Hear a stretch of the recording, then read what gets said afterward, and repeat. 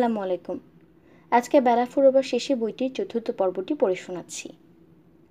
বসন্ত এসে গেছে। হৃদয়ে যে বসন্ত আসে সেই বসন্তের নাম দিন। এই বসন্তের আগমনে হৃদয় কাননে ফোটে শুদ্ধতার ফুল, অন্তর্মননে জাগে শুভ্রতার শিহরণ। এই বসন্ত অন্তরে জ্বেলে দেয় আলোর মশাল। সেই আলোতে দূর হয় হৃদয়ের সমস্ত অন্ধকার, জেগে ওঠে ম্রিয়মান বৃক্ষরাজি। এই বসন্ত অন্তরে বইয়ে দেয় খুশির কল্লোল, হৃদয় গহিনী প্রস্ফুটিত করে নতুন আশা, নতুন স্বপ্ন। দিনটাকে জীবনে বাস্তবায়ন করা এক অর্থে খুব সহজ, আবার অন্য অর্থে খুব বেশি সহজ নয়। যারা সত্যিকার অর্থে দিনে প্রবেশ করতে চায় তাদের অন্তর আপাত বিস্তৃত থাকলেও ইসলামের ভালোবাসা হৃদয় থেকে একেবারে বিলুপ্ত হয়ে যায়নি। তাদের জন্য আল্লাহর দিকে ফিরে আসা, নিজের নফসের ধোঁকা থেকে পরিত্রাণ লাভ করা, সর্বোপরি দিনকে নিজের ব্যক্তিগত জীবনে বাস্তবায়ন করাটা সহজ হয়ে যায়। কোনো ব্যক্তি যখন জাহিলিয়াতের আবরণ ছেড়ে ইসলামের দিকে ধাবমান হতে চায় তখনই আল্লাহ আল্লাহ তাআলাই তার জন্য সিরাতুল মুস্তাকিমের রাস্তা খুলে দেন, পথের প্রতিবন্ধকতাগুলো দূর করে দেন, অন্তরকে প্রশস্ত করে দেন। এই বিষয়ে আল্লাহ কোরআনে একটি চমৎকার আয়াত নাজিল করেছেন। আল্লাহ বলেছেন, যে আল্লাহকে ভয় করে আল্লাহ তার জন্য রাস্তা বের করে দেন, আর তাকে এমন উৎস থেকে রিজিক প্রদান করেন যা সে কল্পনাও করতে পারে না। যে ব্যক্তি আল্লাহর উপর ভরসা করে আল্লাহই তার জন্য যথেষ্ট। আল্লাহকে ভয় করা মানে আল্লাহ যা নির্দেশ দিয়েছেন তা পালন করা এবং যা নিষেধ করেছেন তা এড়িয়ে চলা। এই একটি বিষয়ের উপর দাঁড়িয়ে থাকে একজন মুমিনের গোটা জীবন প্রণালী। তার অন্তরে হয় তাকওয়া তথা আল্লাহ ভীতি থাকে, নয়তো তার অন্তরে হয় তাকওয়া শূন্য। যার অন্তরে তাকওয়া থাকে সে কখনোই আল্লাহর অবদ্ধ হতে পারে না, সালাত ছেড়ে দেয় না, কখনোই সিয়াম ছেড়ে দেয় না। তার দুনিয়ার জীবনের পরতে পরতে থাকে আল্লাহ ভীতির ছাপ। সে যখন নির্জনে একাকী অবস্থায় থাকে তখন পাপের সাগরে নিশ্চিন্ত ডুব দেওয়ার অবাধ সুযোগ তার সামনে থাকে। যখন দুনিয়ার কোনো চোখ তাকে দেখতে পায় না, কোনো কান তাকে শুনতে পায় না, ঠিক তখনও সে গুনার কাজে লিপ্ত হয় না। সে বিশ্বাস করে দুনিয়ার সকল চোখ এবং কানকে ফাঁকি দিলেও আসমানে যিনি আছেন তাকে ফাঁকি দেয়া যায় না। তিনি সর্বাবস্থায় সব দেখেন, সব শোনেন। গভীর সাগরতলে পাথরের ওপর হাঁটতে থাকা ক্ষুদ্রাতি ক্ষুদ্র জীব থেকে শুরু করে কোটি আলোকবর্ষ দূরের গ্রহাণু সবকিছুর ওপরই রয়েছে সমান সজাগ দৃষ্টি। এই বিশ্বাস অন্তরে ধারণ করার নামই হলো তাকওয়া। এটাই হলো আল্লাহ ভীতি। এই বৈশিষ্ট্য যার হৃদয় মননে গ্রথিত সে কখনোই আল্লাহর আদেশ অমান্য করতে পারে না আল্লাহর নিষেধকে জীবনে জড়িয়ে নিতে। আল্লাহ তাআলা বলেছেন, যে আল্লাহকে ভয় করে অর্থাৎ যার অন্তরে তাকওয়া আছে তার জন্য বিপদ থেকে উত্তরণের পথ আল্লাহ নিজেই তৈরি করে দেন। আল্লাহর দিকে প্রত্যাবর্তন হতে চাওয়া মানুষের এর চেয়ে খুশির সংবাদ আর কী বা হতে পারে। আমার মনে পড়ে আমি যখন দাড়ি রাখা শুরু করি তখন নানান লোক নানান কথা শোনাতো। এলাকার মুরব্বী গোছের লোকগুলো চোখের কোণা দিয়ে তীব্র ও অবহেলা মিশ্রিত চাহানি সহকারে বলতো, মাথায় ভীমরতি চেপেছে নাকি? তোমার বাপে মোষ রাখে নাই, তুমি বানাইছো 1 হাত লম্বা দাড়ি। তখন দিনে একেবারেই নতুন, কেবল রাসূলুল্লাহ সাল্লাল্লাহু আলাইহি সাল্লামের সুন্নাহকে ভালোবেসেই দাড়ি রেখে দিয়েছিলাম। কিন্তু পরবর্তী প্রতিক্রিয়া হিসেবে এলাকার মানুষগুলোর তির্যক মন্তব্য, এমনকি আমার পরিবারের সদস্যদের নানা কটু কথায় আমি তখন খণ্ডবিখণ্ড প্রায়। একে তো বেকার অবস্থা, তার উপর হঠাৎ করে এমন পরিবর্তন। চারিদিক থেকে আমার ব্যাপারে নানান আলাপ, নানান গুঞ্জর হতে লাগলো। এমন বিপদের দিনে আমার উপর বর্ষিত হয়েছিল আল্লাহ তাআলার অপার দয়া। তিনি আমার জন্য সহজ করেছিলেন বিপদ সংকুল যাত্রা। আমার অন্তরকে তিনি ভরে দিয়েছিলেন ঈমানি জবানিতে। দিনের বুঝটাকে আমার জন্য খুব সহজ করে দিয়েছিলেন, যার ফলে মানুষের কথায় আমি কষ্ট পেতাম না, হতাশ হতাম না। দাড়িতে নিজেকে কখনো পশ্চাৎপদ মনে হতো না, বরং অন্তরে এক অন্যরকম স্নিগ্ধতা বিরাজ করত সর্বদা। মনে হতো আমি আল্লাহর রাস্তায় আছি, এই পথেরই সন্ধান করে বেড়াই প্রতি রাকাত সালাতে। ইহদিনাস সিরাতুল মুস্তাকিম, এটাই তো সেই অবাধ্য জীবন যার স্বপ্ন বুকে বুনে চলেছি প্রতিনিয়ত। তাহলে এই জীবনে আমি কেন আশাহত হব? কেন ভাববো যে আমি অন্যদের চেয়ে অসুন্দর আর আমি পশ্চাৎপদ? আমার এই চিন্তার শক্তি, এই শক্তিটুকু আল্লাহ সুবহানাহু তাআলাই আমার অন্তরে দান করেছিলেন। ফলে দিনে ফেরার প্রথম দিকে সেই দিনগুলোর আমি সংযমী হতে শিখেছি। ধৈর্য ধারণের প্রাথমিক পাঠ আমি তখনই লাভ করেছি। বুঝতে শিখেছি আল্লাহর রাস্তায় চলতে গেলে বহু ত্যাগ তিতিক্ষার দরকার হয়। যারা সত্যিকার অর্থেই আল্লাহর জন্য বদলাতে চান তাদের জন্য এই আপাত সম্ভব খুব সহজেই সম্ভব হয়ে যায়। ফেরাউন বাহিনীর কবল থেকে মুসা আলাহিসাল্লামকে উদ্ধারের জন্য নবীর মাঝে আল্লাহ তো রাস্তা তৈরি করে দিয়েছিলেন। তিনি তো ইব্রাহিম সালামের জন্য নমরুদের আগুনকে শান্ত করে দিয়েছিলেন। মাছের পেটে ইউনুস আলাহিসাল্লামকে তিনি রক্ষা করেছিলেন। যখন ইহুদিরা ঈসা আলাহিসাল্লামকে হত্যা করতে আসে তখন আল্লাহ পরম মমতায় তাকে দ্বিতীয় আসমানে তুলে নেন। হিজরতের দিন যখন গৃহমুখে অত্যাচারী কুরাইশরা ঘুরঘুর করছিল তখন মহামহিম আল্লাহ মোহাম্মদ সাল্লাল্লাহু আলাইহি সাল্লাম এবং আবু বকর রাদিয়াল্লাহু আনহুকে নিরাপত্তার চাদরে আবৃত করেছিলেন। এসবই হলো তাকওয়ার ফল। তাদের অন্তরে এমন উঁচু স্তরে তাকওয়া বিদ্যমান ছিল। উক্ত আয়াতে আল্লাহ সুবহানাহু ওয়া তাআলা আরও বলেছেন, তাকে এমন উৎস থেকে রিজিক প্রদান করে যা সে কল্পনাও করতে পারে না। এই অংশটা খুব সুন্দর একটা উদাহরণ আছে নবী মুসা আলাইহিস সালামের জীবনে। ফিরআউনের রাজ্য থেকে পালিয়ে তিনি যখন মাদাইন নগরে চলে আসেন তখন কিন্তু স্রেফ একজন আগন্তুক, ঘরহারা পথিক, মাথা গোঁজার এতটুকু ঠাঁই নেই কোথাও, কিন্তু অন্তর ভরা ঈমান রয়েছে, দিল ভর্তি তাকওয়া, সর্বাবস্থায় আল্লাহর উপর রয়েছে অগাধ বিশ্বাস। আল্লাহর প্রতি এমন নতজানুজার হৃদয়, তার রিজিকের ব্যাপারে কি কোনো চিন্তা থাকতে পারে? মুসা আলাইহিস সালামকেও চিন্তিত হতে হয়নি। একেবারে অপরিচিত আগন্তুক হয়েও তিনি মাদিয়ানে পেয়ে গেলেন আশ্রয়ের সন্ধান। দুজন মহিলার বকরিকে পানি পান করিয়ে দেওয়ার পর তিনি হাত তুলে আল্লাহর কাছে ফরিয়াদ করলেন, হে আমার রব, নিশ্চয়ই আপনি আমার প্রতি যে অনুগ্রহ নাজিল করবেন আমি তারই মুখাপেক্ষী। তার এই দোয়ার মধ্যে ভাবনার মতো অনেক উপকরণ রয়েছে আমাদের সামনে। মহিলাদেরকে উপকার করে তিনি তার কাছে আবদার করে বলেননি, আজ দুপুরে আমাকে কিছু খেতে দেবেন। উপকারের প্রতিদান তিনি মানুষের কাছ থেকে চাননি, চেয়েছেন আল্লাহর কাছে। এটাই তাকওয়া, এটাই ঈমান। আল্লাহর কাছে চাইতে গিয়েও তিনি বলেননি, আল্লাহ, আমি তো দুটো মেয়ের উপকার করলাম, এখন আপনি আমাকে থাকা খাওয়ার ব্যবস্থা করে দিন। তিনি এভাবেও চাননি, বরং তিনি বলেছেন, হে আমার রব, আমার প্রতি যে অনুগ্রহ আপনি নাজিল করবেন আমি তারই মুখাপেক্ষী। তিনি আল্লাহর কাছে নির্দিষ্ট করে কিছুই চাননি। কি দেবেন সে ব্যাপারটা আল্লাহর উপরই ন্যস্ত করেছেন। আল্লাহ যাই দেবেন তাতেই তিনি খুশি। তিনি নির্ভর করেছেন আল্লাহর উপরে, আর যারা আল্লাহর উপর নির্ভর করে তাদের জন্য আল্লাহই যথেষ্ট হয়ে যান।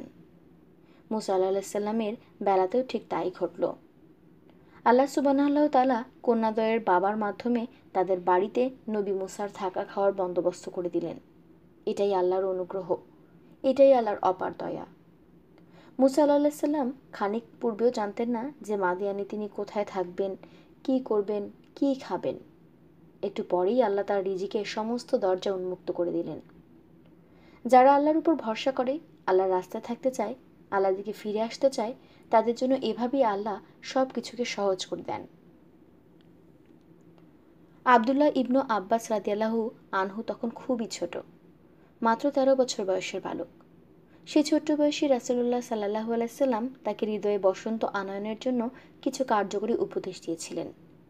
হৃদয় কাননে বসন্ত বাহার চাষের সেই গল্পটা আমরা আবদুল্লাহ ইবনু আব্বাসের মুখ থেকেই শুনতে পাই। তিনি বলেছেন, একদিন আমি ঘোড়া চেপে নবীজি সাল্লাল্লাহু আলাইহি সাল্লামের পেছন পেছন যাচ্ছিলাম। তিনি আমাকে উদ্দেশ্য করে বললেন, আবদুল্লাহ, আজ তোমাকে আমি কিছু কথা শিখিয়ে দেব। তুমি সর্বদা আল্লাহকে স্মরণে রেখো, তাহলে আল্লাহ তোমার ব্যাপারে যত্নশীল হবেন। তুমি তাকে স্মরণে রেখো, তাহলে তাকে তোমার পাশে পাবে। যখনই কিছু চাইবে তখন কেবল আল্লাহর কাছেই চেও। যখন তোমার সাহায্যের দরকার হবে তখন কেবল তারই মুখাপেক্ষী হয়ো। বাবা, মনে রেখো, যদি গোটা দুনিয়াও তোমার কল্যাণার্থে একত্র হয়, তথাপি আল্লাহ তোমার কল্যাণ যদি না চান, তাহলে কারো সাধ্য নেই তোমার এক বিন্দু পরিমাণ কল্যাণ করা। আবার যদি গোটা দুনিয়াও তোমার ক্ষতি করার জন্য একত্র হয়, তথাপি আল্লাহ তোমার যদি কল্যাণ চান, তাহলে কারো সাধ্য নেই যে তোমার এক বিন্দু পরিমাণ ক্ষতি করে। চমৎকারী উপদেশগুলো নবীজি সাল্লাল্লাহু আলাইহি সাল্লাম দিয়েছিলেন বালক ইবনু আব্বাস রাদিয়াল্লাহু আনহুকে। নিজের জীবনে দিনকে প্রতিষ্ঠা করার জন্য যে উপাদান দরকার তার সবটুকুই এই হাদিসের মধ্যে বিদ্যমান। তিনি বলেছেন আল্লাহর হকগুলোর ব্যাপারে সতর্ক থাকতে। যদি আল্লাহর হকের ব্যাপারে সতর্ক থাকা যায়, আল্লাহ তাহলে আমাদের প্রতি যত্নশীল হবেন। আমরা আল্লাহকে পাশে পাবো সব সময়। আল্লাহর হকগুলো কি? ইবাদতই হলো আল্লাহর হক। আমাদের সালাত, সিয়াম, হজ, জাকাত, কুরবানি, আমরা যদি এগুলোর ব্যাপারে যত্নশীল হই, তাহলে আল্লাহ আমাদের ব্যাপারে যত্নশীল হবেন। তিনি আমাদের উপর সন্তুষ্ট হবেন, আমাদের রিজিক বাড়িয়ে দেবেন। তিনি বলেছেন, যদি কিছু চাইতে হয় তাহলে কেবল আল্লাহর কাছেই চাইতে। আমরা মনে করি আল্লাহর কাছে কেবল পরকালের বিষয়তেই চাইতে হয়। দুনিয়ার কোনো কিছুই মনে হয় চাওয়া যায় না। এটা তো নিতান্তই ভুল ধারণা। কোরআনে আল্লাহ তাআলা বলেছেন উত্তম জিনিস চাওয়ার জন্য। আমরা দুয়ার মধ্যে পড়ি, রব্বানা আতিনা ফিদ দুনিয়া হাসানা। দুনিয়ার সকল উত্তম বস্তু চাওয়াতে কোনো মানা নেই। জীবনের বসন্তে ছোঁয়া আনতে এগুলোই হলো বুনিয়াদি ব্যাপার। ইবনু আব্বাসকে দেয়া নবীজির এই উপদেশগুলো উম্মার সকল যুবকের জন্যই প্রযোজ্য। আপনি যখন দিনের পথে হাঁটতে শুরু করবেন, তখন আপনার মনে অন্য রকমের খুশির কল্লোল প্রবাহিত হবে। সেই খুশি হারাম থেকে বেঁচে থাকতে পারার খুশি, সেই খুশি আল্লাহর অনুগত্য হতে পারার খুশি, সেই খুশি রাসূল সাল্লাল্লাহু আলাইহি সাল্লামের সুন্নাহকে, তার শিক্ষাকে জীবনে বাস্তবায়িত করতে পারার খুশি।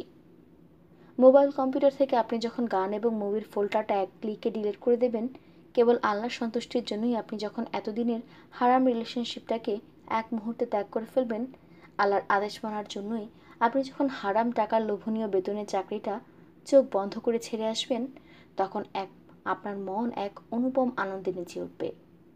সেই আনন্দ পবিত্রতার আনন্দ, সেই আনন্দ হারাম থেকে নিজেকে মুক্ত করার আনন্দ, সেই আনন্দ রবের কাছে আত্মসমর্পণের আনন্দ।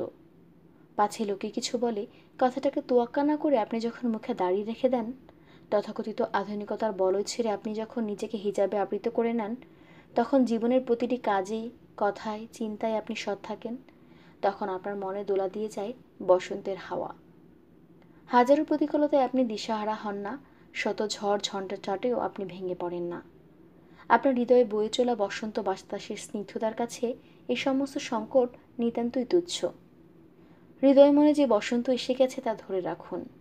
আল্লাহর কাছে আকুল ফরিয়াদ করে বলুন, ইয়া মোকাব্বিলুল কুলুব সাব্বিত কালবি আলা দিনিক। এই দোয়াটা নবীজি সাল্লাল্লাহু আলাইহি সাল্লাম আমাদেরকে শিখিয়েছেন, যার অর্থ, হে অন্তরসমূহের পরিবর্তনকারী, আপনি আমার অন্তরকে দ্বীনের উপর দৃঢ় রাখুন। দ্বীনে প্রবেশের অর্থই হলো একটা যুদ্ধে জড়িয়ে যাওয়া। সেই যুদ্ধটা জীবনের শেষ মুহূর্ত পর্যন্ত বলবৎ। সেই যুদ্ধটা নিজের সাথে, নিজের নফসের সাথে, শয়তানের ওয়াসওয়াসার সাথে। এই যুদ্ধে লড়তে গিয়ে আমরা বারবার পিছিয়ে পড়তে পারি, ভেঙে পড়তে পারি, আশাহত হতে পারি। তাই এইরকম অবস্থাতেও যেন আমরা আমাদের পদস্খলন না ঘটে, যাতে আমরা সিরাতুল মুস্তাকিমের পথ থেকে বিচ্যুত না হই। এই জন্যই নবী সাল্লাল্লাহু আলাইহি সাল্লাম আমাদের এই দোয়া শিখিয়ে দিয়ে গেছেন। সালাতে আমার মন বসে না। যে মানুষটা নিজের কাজে খুব ধীর স্থির, ভেবেচিন্তে গুছিয়ে কাজ করতে ভালোবাসে, মসজিদে এলে সেই মানুষটাও কেমন যেন তাড়াহুড়ো শুরু করে। দুনিয়ার কাজকর্মে যিনি মান ধরে রাখতে খুবই তৎপর, মসজিদে এলে তাকেও খুব অগোছালো পাওয়া যায়। খুব অদ্ভুত আমাদের আচরণ। আমরা আমাদের ব্যবসায় বারাকাত চাই, হায়াত বৃদ্ধি হোক চাই, বিপদ দূর হোক চাই, আমরা চাই যে সম্পদ, ধন সম্পদ উত্তরোত্তর বৃদ্ধি পাক। কিন্তু এই যে ব্যবসায় বারাকা, হায়াত বৃদ্ধি, বিপদ দূরীকরণ কিংবা ধন সম্পদের উপর্যুপরি বৃদ্ধি পাওনা, এ সব কিছুই যার হাতে, যার নিয়ন্ত্রণে, সে মহান রবের সান্নিধ্য পাওয়ার সবচেয়ে কার্যকরী মুহূর্ত হচ্ছে সালাত। অথচ সেই সালাতই আমাদের রাজ্যের উদাসীনতা। অবশ্য দৃষ্টে মনে হয় সালাত জিনিসটা যেন আমাদের উপর খুব জোর করে চাপিয়ে দেওয়া কোনো বস্তু। কোনো রকমে দুটো সিজদা দিয়ে কাজ সারতে পারলেই আমরা যেন দিব্যি বেঁচে যাই। দুনিয়ার খ্যাতি লাভ করেছে এমন কিছু মানুষের সান্নিধ্য যাওয়ার অল্প কিছু সুযোগ আমার হয়েছে। দেখেছি তারা যখন কথা বলে তখন তাদের আশেপাশে থাকা মানুষগুলো গভীর মনোযোগ এবং স্থিরতা নিয়েই তাদের কথা শুনতে থাকে। কোনো অক্ষর, কোনো শব্দ, কোনো বাক্যই তারা বাদ দিতে চায় না। হৃদয় মননে যেন সব কিছু গেঁথে নিতে পারলেই ভক্তকুল ধন্য হয়। দুনিয়ার সেলিব্রিটিদের সান্নিধ্য এবং তাদের কথা শোনার জন্য আমাদের ব্যাকুলতার কোনো কমতি নেই। অথচ যিনি রাব্বুল আলামিন, বিশ্বজাহানের মালিক, তার সাথে কথা বলতে যেন আমাদের রাজ্যের অনীহা, অনিচ্ছা, অনাগ্রহ। সালাতে দাঁড়ালেই আমাদের মন উথাল পাতাল করে ওঠে। অফিসে রেখে আসা আমার অর্ধসমাপ্ত হিসেব, মিস করে যাওয়া বিকালের অ্যাপয়েন্টমেন্ট, রাতের খোশ গল্পের আড্ডা, সব কিছুই আমাদের হৃদয়পটে ভেসে উঠতে থাকে। বিক্ষিপ্ত মন নিয়ে আমরা তখন যন্ত্রের মতো উঠবস করি মাত্র।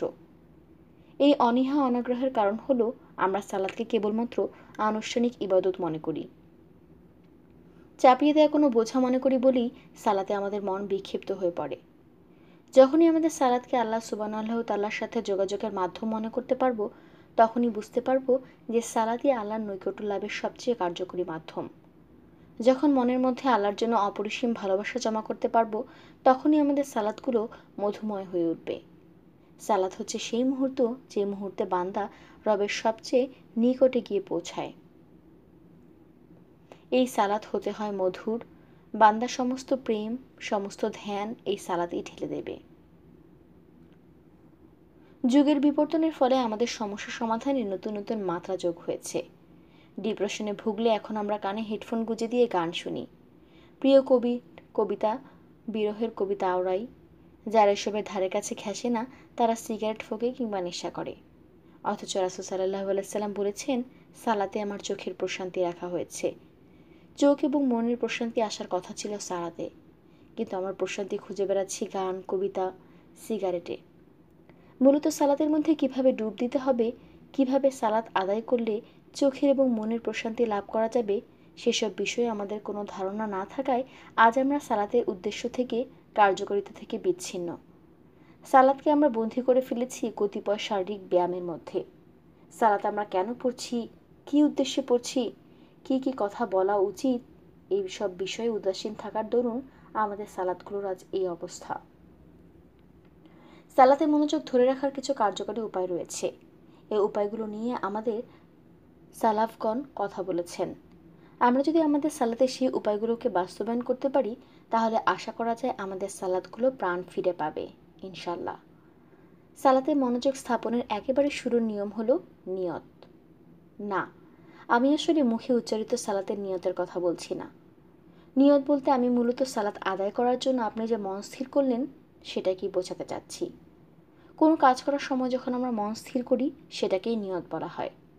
ইসলামের নিয়তের গুরুত্ব ব্যাপক। রাসূল সাল্লাল্লাহু আলাইহি সাল্লাম বলেছেন, সকল কাজ নিয়তের উপর নির্ভরশীল।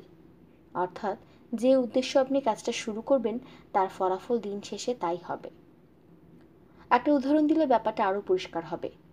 ধরুন, রাতে ঘুমাবার আগে আপনি নিয়ত করলেন যে ফজরের সালাত আপনি অবশ্যই জামাতে আদায় করবেন। আপনি জামাতে আদায় করতে চাচ্ছেন কেন? কারণ জামাতে আদায় করলে একাকী আদায়ের চাইতে ২৭ গুণ বেশি সওয়াব। এছাড়া জামাতে সালাত আদায়ের বিভিন্ন ফজিলত রয়েছে। সেই ফজিলতগুলো লাভের জন্যই আপনি জামাতে সালাত আদায় করার নিয়ত করলেন। তাহলে আপনার নিয়ত এখানে বিশুদ্ধ। আবার ধরা যাক আপনি গভীর রাত অবধি বুকিং করেন। বুকিং করে ঘুমোতে ঘুমোতে আপনার রাতের অর্ধেকের বেশি শেষ হয়ে যায়। দেরিতে ঘুমানোর ফলে আপনি সচরাচর ফজরের সালাত জামাতে আদায় করতে পারেন না। আপনার যখন ঘুম ভাঙে তখন জামাত শেষ। ঘড়িতে দেখলেন, আপনি ঘড়ি দেখে চমকে যান, সূর্যোদয়ের মাত্র 5 মিনিট বাকি। এই 5 মিনিটের মধ্যেই আপনাকে ফজরের সালাত পড়ে নিতে হবে, না হয় সালাতটা কাজা হয়ে গেল বলে। ব্যাস, আপনি এক লাফে উঠে ধুরুম ধুরুম করে উজু করে সালাতে দাঁড়িয়ে গেলেন। কেবল ফরজটুকু পড়ার সময় হাতে আছে আপনার। সালাত শেষ করে দেখলেন সূর্যোদয়ের আরও 1 মিনিট বাকি। মানে ঘুম থেকে উঠা, উজু করা আর সালাত পড়া নিয়ে মোটা খরচ হয়েছে মাত্র 4 মিনিট। এটাই হলো আপনার নিত্যদিনের রুটিন।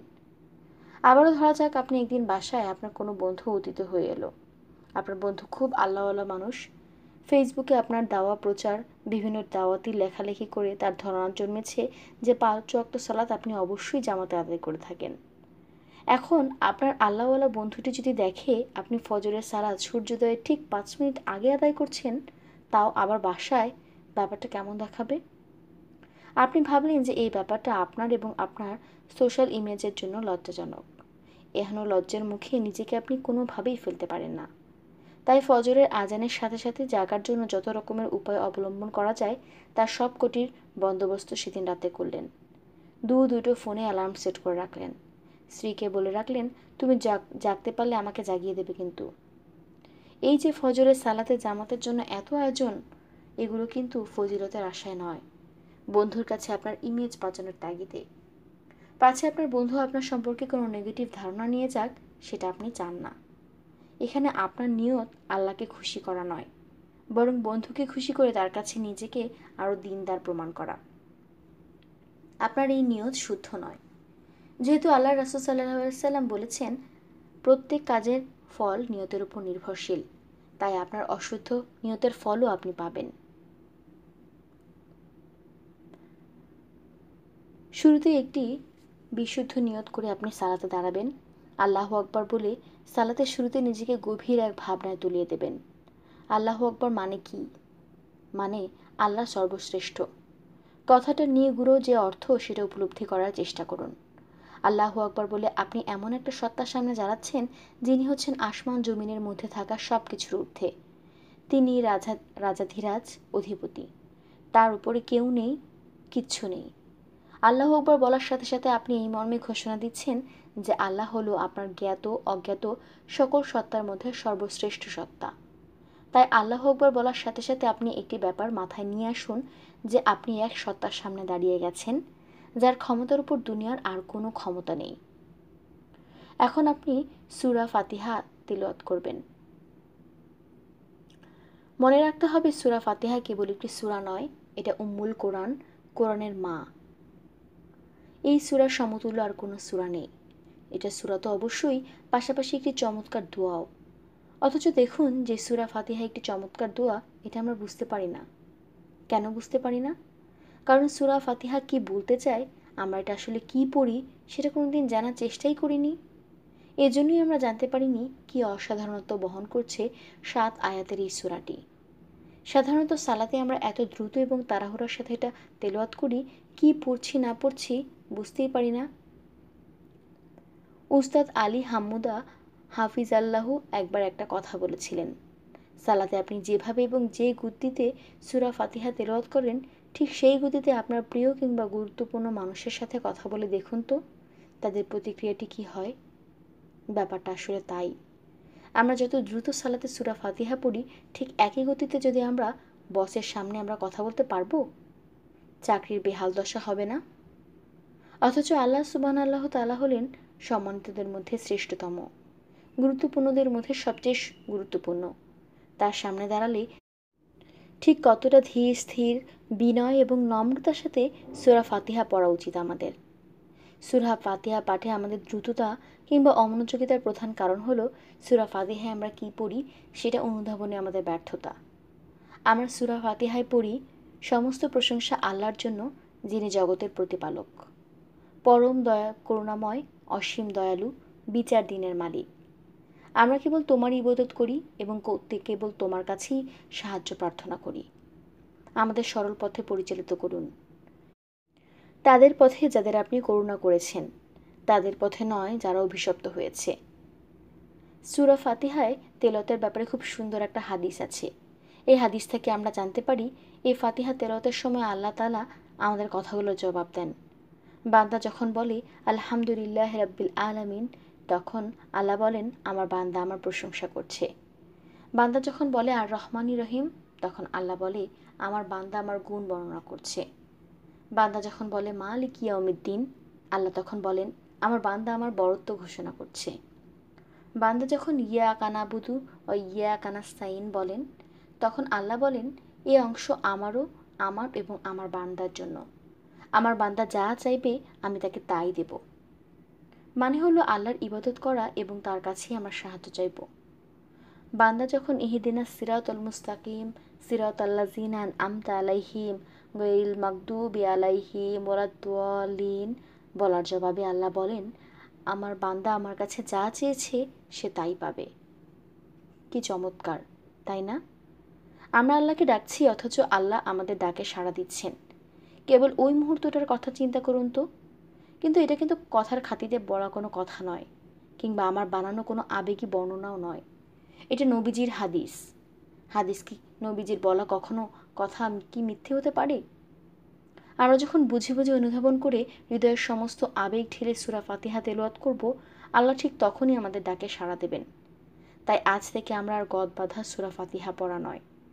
আজ থেকে আমরা এক ভিন্নভাবে, ভিন্ন প্রেরণা নিয়ে, ভিন্ন ভাবনা নিয়ে সূরা ফাতিহা পড়ব। এমনভাবে পড়ব যেন আল্লাহ আমাদের কথাগুলো শুনছেন আর জবাব দিচ্ছেন। আমরা তার দেয়া জবাবগুলো শুনতে পাবো না, কিন্তু তাতে কি, আমরা বিশ্বাস করব তিনি আমাদের তেলাওয়াত শুনছেন এবং জবাব দিচ্ছেন। তেলাওয়াত শেষ করার পর আল্লাহু আকবার বললে আমরা রুকুতে চলে যাব। আল্লাহু আকবার বলার সময় মনের ভাবনায় কোনো দৃশ্যপট আঁকতে হবে তা তো আগেই বলেছি। এবার রুকু এবং সেজদা নিয়ে চমৎকার একটি হাদিস উদ্ধৃত করি। নবীজি সাল্লাল্লাহু আলাইহি সাল্লাম বলেছেন, বান্দা যখন না সালাতে দাঁড়ায় তখন তার গুনাহগুলো তার শরীর থেকে তার কাঁধ এবং মাথায় চলে আসে। তারপর যখন সে নিচু হয়ে রুকুতে যায় তখন তার সেই গুণগুলো কাঁধ এবং মাথা থেকে ঝরে নিচে পড়ে যায়। কি চমৎকার একটি সুযোগ, কতই না সুন্দর সেই দৃশ্য। আমরা যখন একাগ্রচিত্তে সালাতে দাঁড়াই অমনি আমাদের সমস্ত গুনাহগুলো পুরো শরীর থেকে কাঁধ এবং মাথায় চলে আসে। তারপর যখন তিলাওয়াত শেষে আমরা আবার রুকুতে যাই তখন আমাদের গুনাহগুলো ঝরে যায়। এই কথাটা পৃথিবীর কোনো সাহিত্যিক, রাজনীতিবিদ কিংবা অর্থশাস্ত্রবিদের নয়। এ কথা যিনি বলেছেন তিনি হলেন সর্বযুগের সর্বশ্রেষ্ঠ মানুষ, রাহমাতুল্লাহিল আলামিন। আমি কি এই কথা, তাহলে কি এই কথায় কোনো খাত থাকতে পারে? এই কথা নিয়ে কি আমাদের মনে কোনো সন্দেহ থাকতে পারে? অবশ্যই নয়। তিনি যখন বলেছেন রুকুতে গেলে বান্দার গুনাহ ঝরে পড়ে তখন সেটা অবশ্যই সত্য। বিশ্বাস করুন, এই হাদিসটির উপর অন্তর থেকে আমল করে আমরা যদি খাঁটি নিয়ত এবং বিশুদ্ধ ইখলাস নিয়ে সালাত পড়ি, আমাদের মনই চাইবে না রুকু থেকে মাথা উঠাতে। মন চাইবে থাকি না আরও কিছুক্ষণ, গুনাহগুলো সব ধুয়ে মুছে যাক। আমাদের মনে এই ব্যাপারটি বদ্ধমূল হয়ে গেলে রুকুতে আমরা অন্যরকম একটা মজা পেয়ে যাব। রুকুতে আমরা আরও কিছু বিষয় মাথায় রাখতে পারি। যেমন আমি যেমন এক সত্তার কাছে মাথা নুইয়ে দিচ্ছি, তিনি এই সুবিশাল সৃষ্টি জগতের অধিপতি, যার কাছে আমি নিতান্ত তুচ্ছ। আমি মাথা নুইয়ে তাকে বলছি, মালিক আপনি মহান, মালিক আপনি মহান। এরপর গভীর মনোযোগের সাথে রুকুর তাসবিহ পাঠ শেষে সামি আল্লাহু লিমান হামিদা বলে মাথা উঠাবো। এর অর্থ কি? এর অর্থ হলো আমার রব সেই ব্যক্তির প্রশংসা শোনেন যে তার প্রশংসা করে। কি দুর্দান্ত একটি কথা! আমি যখন আমার রবের প্রশংসা করি আমার রব তখন সেই প্রশংসা শোনেন।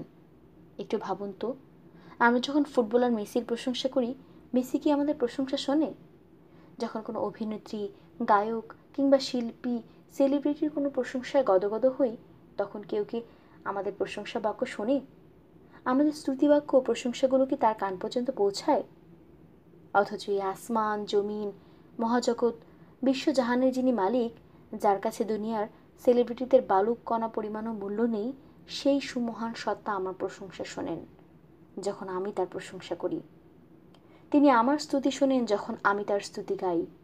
আমি যখন ঠোঁট নেড়ে বলি আলহামদুলিল্লাহ, তখন সেই শব্দ, সেই স্তুতিবাক্য 7 আসমানের পর্দা ভেদ করে সোজা আরশে আজিমে পৌঁছে যায়। তাতে কোনো বিমানের দরকার হয় না, দরকার হয় না কোনো সুপার পাওয়ারের রকেট, তাকে দরকার হয় না কোনো মাধ্যম, কোনো ওয়াসিলা। দরকার হয় কেবল আমার একাগ্রতা, বিনয় আর ইখলাস। ব্যাস, আর কিচ্ছু না। এই যে আল্লাহ আমার প্রশংসা শুনছেন, এই ব্যাপারটাই তো অন্যরকম। রুকু শেষ করে আমরা সিজদায় যাই। সিজদা হলো আল্লাহ এবং বান্দার মধ্যকার সবচেয়ে ঘনিষ্ঠতম মুহূর্ত। বান্দা সিজদায় আল্লাহর সবচেয়ে নিকটবর্তী হয়ে যায়। আমরা যখন সিজদায় যাব তখন আমরা আরও কিছু ব্যাপার মানসপটে এঁকে নেব। আগের মতো এবারও আমরা স্মরণ করব নিজেদের পাপের কথা, অবাধ্যতার কথা। মনিবের কাছ থেকে ক্ষমা চেয়ে নিতে একজন দাস কী করে? হাউমাউ করে কেঁদে কেটে মনিবের পা জড়িয়ে ধরে বলে, মাফ করে দেন হুজুর, আমি অন্যায় করে ফেলেছি, আমি জানি আমি ঠিক করিনি। আপনি মাফ না করলে কে আমাকে মাফ করবে বলুন? হ্যাঁ, সত্যি, আল্লাহ ব্যতীত আসলে আমাদের কেউই নেই। আমরা চাইলে আল্লাহ চাইতে উত্তম অভিভাবক আমাদের জন্য আর কেউ হতে পারে না। সিজদায় আমরা সেই সত্তার কাছে লুটিয়ে পড়ব যিনি আমাদের লালন পালন করেছেন আমাদের মায়ের পেটে, যিনি আমাদের দুনিয়ার আলো বাতাস দিয়ে বাঁচিয়ে রেখেছেন। আমি পাপী, আমি গুনাহগার, আমাকে ক্ষমা করতে পারেন শুধুমাত্র আল্লাহ। সেই আল্লাহর কাছেই সিজদায় আমি লুটিয়ে পড়েছি। এখন আমার কাজ কি? আমার কাজ হচ্ছে যেভাবেই হোক ক্ষমা আদায় করে নেয়া। বাচ্চা যেভাবে মায়ের কাছ থেকে বুকের দুধ আদায় করে নেয়, ক্ষুধা পেলে সে যেমন ঠিক হাউমাউ করে কান্না করে, ঠিক আমাদেরও গুনার ভারে নুইয়ে পড়ে এই আত্মাকে জাহান্নামের লেলিহান আগুনের শিখা থেকে বাঁচাতে হলে আমাকেও কাঁদতে হবে। হু হু করে কান্না, চোখের জল ফেলতে হবে, বলতে হবে, আল্লাহ, পাপ করতে করতে নিজেকে পাপের অতল সাগরে ডুবিয়ে ফেলেছি। নিঃশ্বাস জুড়ে কেবল পাপ আর পাপ। শিরা উপশিরায় প্রবাহিত হচ্ছে পাপের অবাধ প্রবাহ।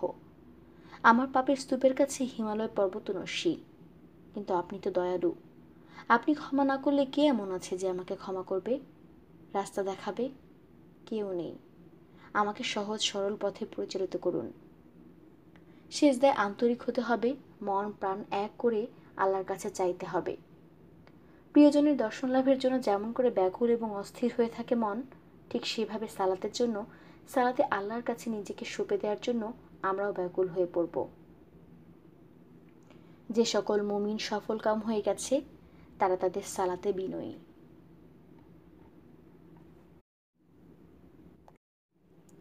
তোমায় হৃদ মাঝারে রাখব।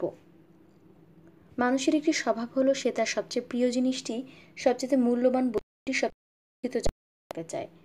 এজন্য প্রিয় কোনো উপহার আমরা সবচেয়ে প্রিয় জায়গায় সাজিয়ে রাখি, সুরক্ষিত রাখি, যাতে চুরি না যায়। ঠিক এভাবেই প্রিয় লেখকের অটোগ্রাফওয়ালা বই, প্রিয় মানুষের সাথে তোলা ছবি, এই চিরকুটগুলোকে আমরা পরম যত্নে রাখি। এদের প্রতি আমাদের দুর্বার আকর্ষণ থাকে। সেই আকর্ষণকে নিয়ে রাখা হয়েছে অসংখ্য কবিতা। প্রিয় মানুষটাকে আমরা কখনোই আড়াল হতে দিতে চাই না। তার একটু অনুপস্থিতিতে আমাদের হৃদয়ে অশান্ত করে তোলে। আমরা সবসময় তাকে কাছে চাই, চোখে চোখে চাই, চাই অন্তরে অন্তরে। আল্লাহ রাসূল সাল্লাল্লাহু আলাইহি ওয়াসাল্লামও একটা জিনিসকে সর্বক্ষণ সর্বদা বুকের মধ্যে বেঁধে রাখতে বলেছেন, অন্তরে গেঁথে রাখতে নির্দেশ দিয়েছেন। বলেছেন হৃদ মাঝারে রাখতে। এই কাজের জন্য তিনি এক মহাপুরস্কারের ঘোষণা দিয়ে রেখেছেন, যা আমরা কল্পনাও করতে পারি না। তিনি 7 জন ব্যক্তিকে কিয়ামতের মাঠে আল্লাহর আরশের নিচে ছায়া প্রদানের নিশ্চয়তা দিয়েছেন। সেই মহাদুর্যোগপূর্ণ দিন, যেদিন কোনো ছায়া থাকবে না। একটু ছায়ার জন্য সেদিন সব মানুষ হাহাকার হাপিত্তেশ করবে। এমন বিভীষিকাময় দিনে আল্লাহ সুবহানাহু তাআলার 7 শ্রেণীর ব্যক্তিকে ভালোবেসে পরম মমতায় অপার অনুগ্রহে তার আরশের ছায়ার নিচে আশ্রয় দেবেন। সেই 7 শ্রেণীর মধ্যে একটি শ্রেণী হলো ওই সকল লোক যাদের অন্তর মসজিদের সাথে লেগে থাকে, অর্থাৎ যাদের হৃদয় মসজিদেই পড়ে থাকে। ভাবছেন মসজিদকে আবার অন্তরের সাথে বেঁধে রাখবো কিভাবে, তাই না?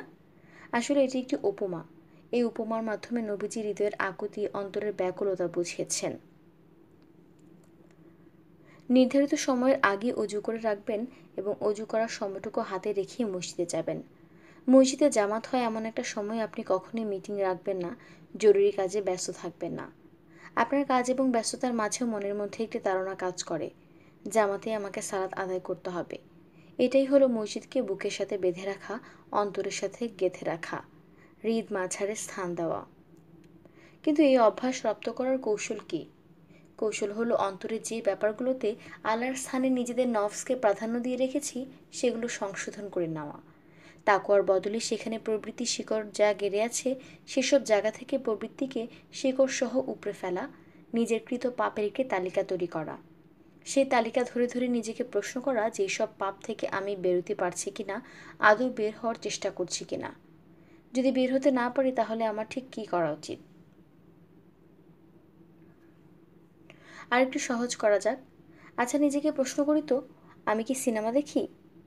যদি উত্তর হ্যাঁ হয় তাহলে কি জানার চেষ্টা করেছি সিনেমা দেখা কি আমার জন্য হালাল না হারাম, এটা কি বৈধ নাকি অবৈধ? যেখানে অর্ধনগ্ন মহিলারা অভিনয় করে সেখানে একজন পুরুষ এবং একজন নারীর পরকীয়া প্রদর্শিত হয়, অবাধ মেলামেশাকে প্রদর্শন করা হয়, এমন একটি জিনিস কি মুসলিম হয়ে আমি দেখতে পারি? আল্লাহ কি আমার জন্য এটা অনুমোদন দিয়েছেন? নিজেকে আমি প্রশ্ন করি, আমি কি গান শুনি? গানে একজন নারীর প্রতি আসক্তির কথা থাকে, হৃদয়ের হাহাকার থাকে। এই সব অশ্লীল কথাবার্তা গানের মধ্যে পাওয়া যায়। এটা কি আমার জন্য শরিয়াসম্মত? আল্লাহ কি এগুলো আমার জন্য বৈধ করেছেন? এভাবে আসুন আমরা নিজের কাছে নিজে প্রশ্নের ডানা মেলে বসি এবং সবগুলো উত্তর আমরা খুঁজে বের করি। নিজেকে প্রশ্ন করে উত্তরগুলো একের পর এক সাজাতে হবে। এরপর আমরা যদি বুঝতে পারি এই সব ধরনের পাপে আমরা সত্যি সত্যি নিমজ্জিত থাকি, তাহলে আজকে এই মুহূর্ত থেকে তওবা করে ফিরে আসতে হবে, বদলে যেতে হবে নিজেকে, পাল্টে ফেলতে হবে অভ্যাস। এ প্রসঙ্গে খুব চমৎকার একটা কথা বলেছেন হাসান আল বাসরি রহিমাহুল্লাহ। একবার এক লোক তার কাছে জানতে চাইল, আচ্ছা আপনি বলেন তো, পাপ কাজ করলে নাকি আল্লাহর নিয়ামতগুলো থেকে বান্দাকে বঞ্চিত করেন? আমি তো প্রচুর পাপ কাজ করি এবং ভালো কাজ একদম করিই না, কিন্তু দেখুন আমার খুব সুন্দর একটি স্ত্রী আছে, সন্তান সন্ততি আছে, আমার রয়েছে প্রচুর টাকা ধন সম্পদ। বলা চলে আল্লাহ আমাকে কোনো দিক থেকেই বঞ্চিত করেননি। তাহলে কিভাবে এই কথা বলেন যে পাপ কাজ করলে আল্লাহ তার বান্দাকে নিয়ামত থেকে বঞ্চিত করেন? লোকটার কথা শুনে হাসল তিনি। আচ্ছা, তুমি কি রাতে তাহাজ্জুদ পড়তে পারো? আন্তরিকতার সাথে কখনো আল্লাহর কাছে দোয়া করতে পারো? তৃপ্তি সহকারে কখনো সালাত করতে পারো? এইসবই তো আল্লাহর নিয়ামত থেকে বঞ্চিত হওয়ার জন্য যথেষ্ট। হাসান আল বাসরি রাহিমাহুল্লাহর সুন্দর এই জবানটির মাঝখানে অনেকগুলো উত্তর লুকিয়ে আছে। বাহ্যিকভাবে আমাদের চারপাশের এমন লোককে আমরা দেখি যারা আগাগোড়া পাপের সাগরে হাবুডুবু খাচ্ছে। এই ধরনের মানুষের কাছে জিজ্ঞাসা করে দেখুন তো, শেষ কবে তারা আল্লাহর কাছে আন্তরিকতার সাথে কাঁদতে পেরেছে? মনে আছে কি না? শেষ কবে তারা আল্লাহকে রাজি খুশি করার জন্য সালাত আদায় করেছে? রুকু সিজদাগুলো তসবিহগুলোতে কি বলছে সেগুলো করেছে কিনা? যারা এসব কাজ করে তাদের কাছে আজান হলেই বিরক্ত লাগে, চেয়ার ছেড়ে মসজিদে যেতে মন চাইবে না, তবুও আমার সহকর্মীরা মসজিদে যাচ্ছে, আমি না গেলে কেমন দেখায়, এমন সব চক্ষু লজ্জা এড়াতে অনিচ্ছা সত্ত্বেও আপনাকে মসজিদে যেতে হবে। গদবাঁধাভাবে কিয়াম রুকু সিজদা করতে হবে। এসবের কোনো কিছুতেই আপনি মজা পাবেন না। পালাতে পারলেই যেন আপনি বাঁচবেন।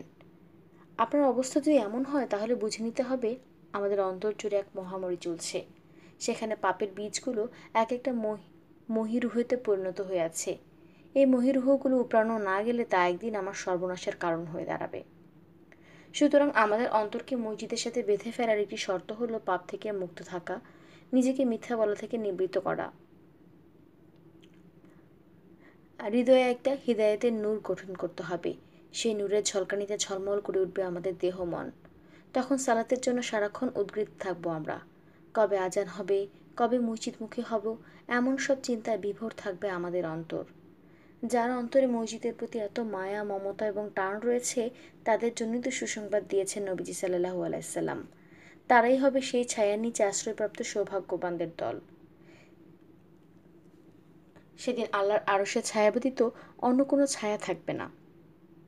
সেদিন এই ছায়া নিচে থাকতে না হলে আমরাও কি মসজিদকে আমাদের অন্তরের সাথে বেঁধে রাখতে পারি না? পারি না আমাদের ঈদ মাজারে মসজিদকে সত্যিকারের স্থান দিতে? মেঘের ওপার বাড়ি।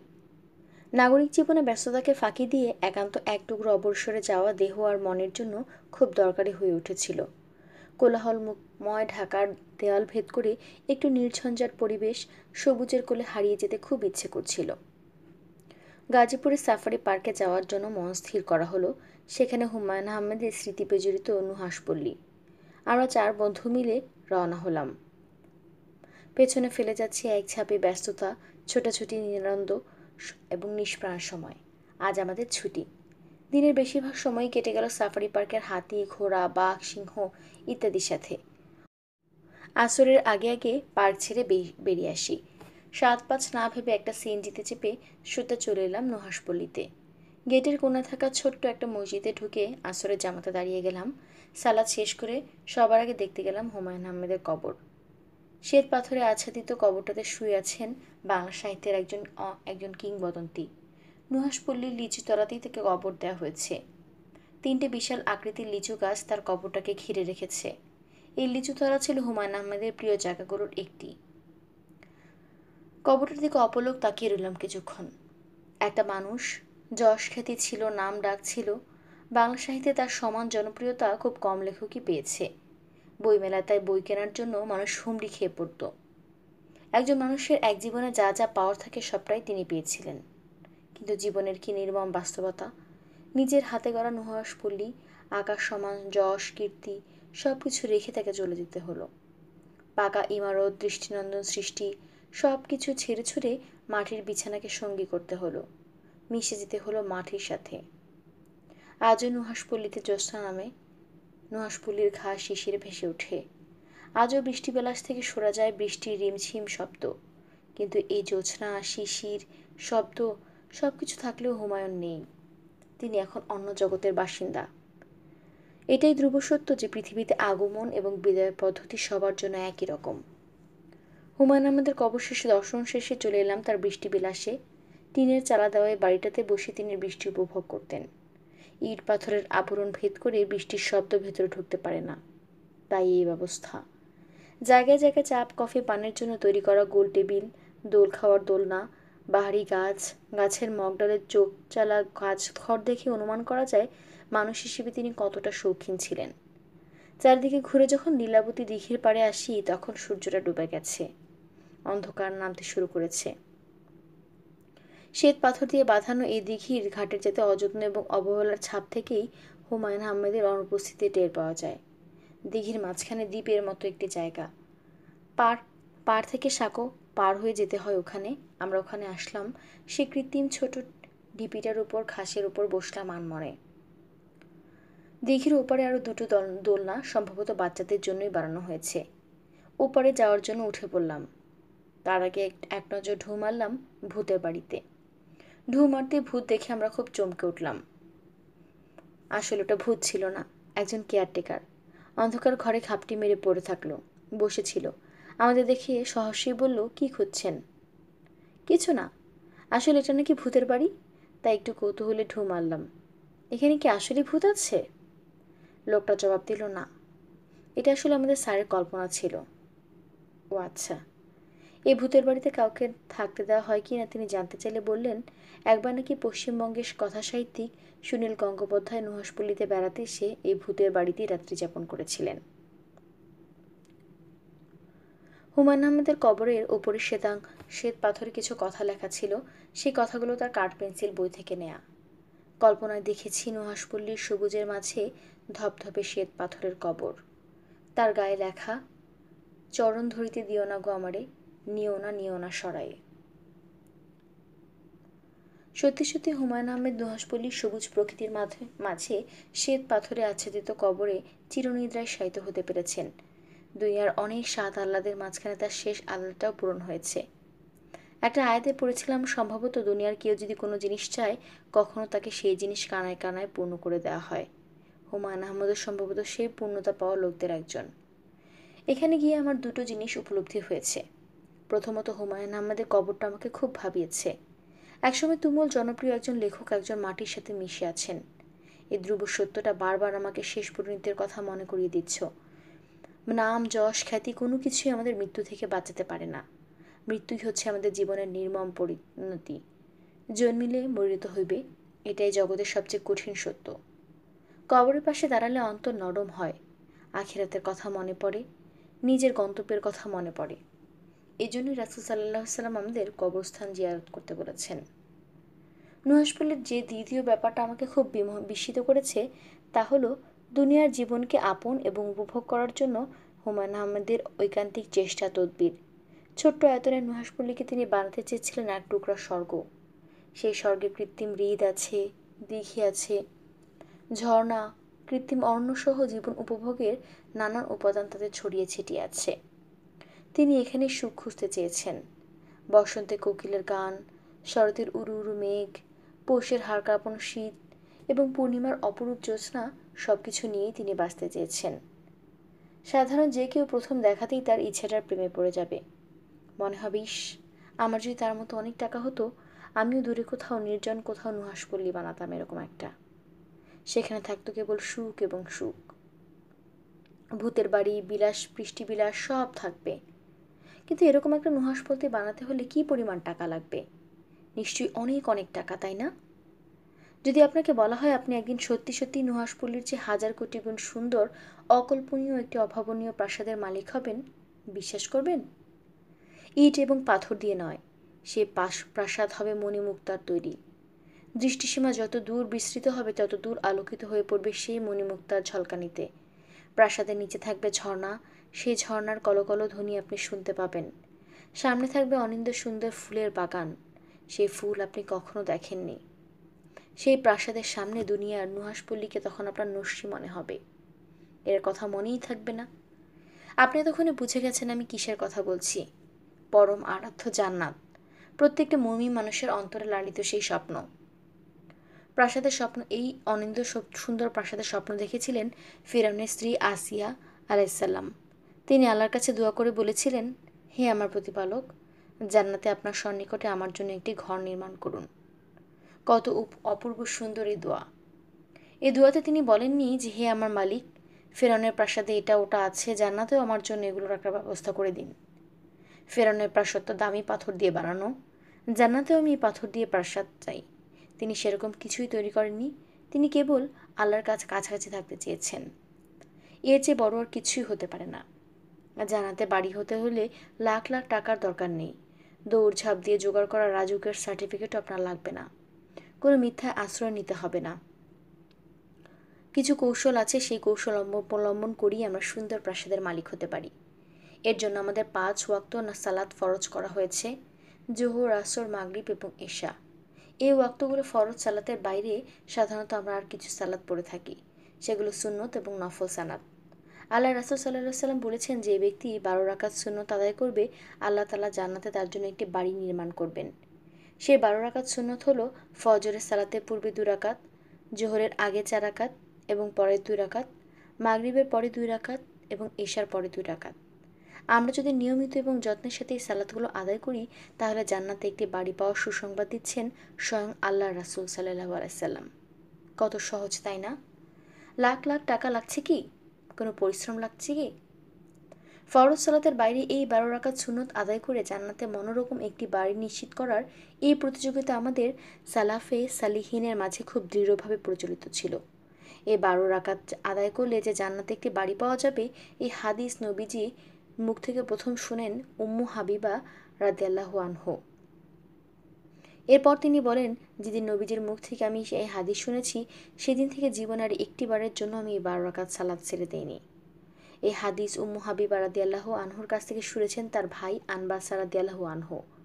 তিনি বলেন, যেদিন আমি তার মুখ থেকে এই কথা শুনেছি, সেদিন থেকে জীবনের কখনোই আমি এই 12 রাকাত সালাত ছেড়ে দেইনি। আনবাসা রাদিয়াল্লাহু আনহুর কাছ থেকে এই হাদিস শুনেছিলেন আমর ইবনু আউস রাদিয়াল্লাহু রাহিমাল্লাহু। তিনি বলেন, যেদিন আমি আনবাসার মুখ থেকে এই হাদিস শুনেছি, সেদিন থেকে জীবনে আর কোনো দিন আমি 12 রাকাত সালাত ছেড়ে দিইনি। আমরা ইবনু আউস রাহিমুল্লাহর হাত থেকে আবার শুনেছিলেন নুমান ইবনু সালিম রাহিমুল্লাহ। তিনি বলেন, যেদিন থেকে আমি ইবনু আউস রহিমাল্লুর মুখ থেকে এই হাদিস শুনেছি, সেদিন থেকে আমি কখনোই 12 রাকাত সালাত ছেড়ে দিইনি। একবার গভীরভাবে ভাবা যাক, তারা কতটা নিষ্ঠাবান ছিল, কতটা তৎপর ছিল তাদের পুণ্যের পাল্লা ভারী করার জন্য। নবীজির মুখ থেকে শোনার পর থেকে আমৃত্যু তারা আমল করে গেছেন। যা শুনেছেন সেগুলো তার কাছ থেকে যিনি শুনেছেন, তার কাছ থেকে যিনি, এরকম পরম্পরা যাদের কাছে হাদিস পৌঁছেছে, সকলেই সেটাকে দৃঢ় প্রত্যয় এবং গভীর অনুরাগের সাথে নিজের জান্নাত প্রাপ্তির আশায় নিজেদের জীবনে বাস্তবায়ন করেছেন। আমার ইবনু আউস রাহিমুল্লাহ অথবা নুমান ইবনু সালিমার মতো হয়তো আমরা হতে পারিনি কিংবা হইনি, কিন্তু দুঃখের কোনো কারণ নেই, এতদিন হয়তো হতে পারিনি। কিন্তু আজ তো আমরা নতুন করে শুনলাম এই হাদিস, নতুন করে জানলাম এর মাহাত্ম্য। তাহলে কি আমরা পারি না এই হাদিসটাকে আমাদের জীবনের সাথে জড়িয়ে নিতে? জান্নাতে আজ তো একটি বাড়ির লাভের কত সহজ উপায়, তাই না? নিজে ঠিক সঠিক হওয়া সত্ত্বেও তর্কে লিপ্ত না হলেই জান্নাতে আমরা বাড়ি পেয়ে যাব, আস্ত একটি বাড়ি। সেই বাড়িটা হবে স্বর্ণ রৌপ্য দিয়ে তৈরি, মণিমুক্তা খচিত সেই বাড়িতে থাকবে না বিন্দু পরিমাণ খুঁত।